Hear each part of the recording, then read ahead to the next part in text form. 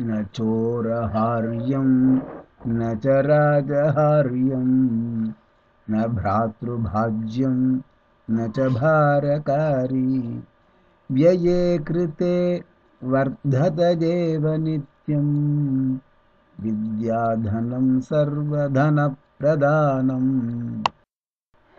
இந்த வடமொழி ஸ்லோகமானது கல்வியின் சிறப்பை வெகு அழகாக விளக்குகிறது.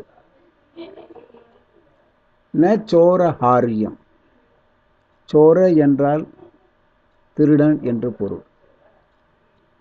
ஹரதி ஹரியம் என்றால் அபகரிப்பது, திருடுவது. திருடர்களால் திருட முடியாது, கொள்ளையடிக்க முடியாது. நச்ச ராஜஹாரியம், ராஜன் அரசன், அரசர்களால் பறிக்க முடியாது. ந பிராத்ரு பாஜ்யம், பிராத்ரு ஆங்கிலத்தில் பிரதர், உடன் பிறந்தவர்கள். பாஜ்யம் என்றால் பாகம் பிரிப்பது. உடன் பிறந்தவர்களிடையே பாகம் பிரிக்க முடியாது. நச்ச பாரகாரி, பாரம் என்றால் பளு, பளுவும் கிடையாது.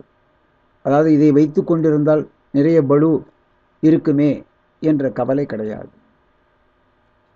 வியே கிருத்தே வர்த்தத ஏவ நித்தியம்.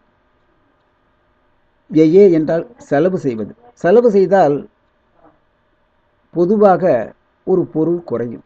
ஆனால் இது செலவு செய்ய செய்ய வளர்ந்து கொண்டே இருக்கும்.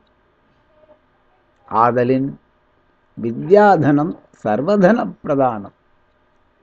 அதனால் கல்வி என்ற ஒரு செல்வமானது எல்லா செல்வங்களிலும் முதன்மையானது.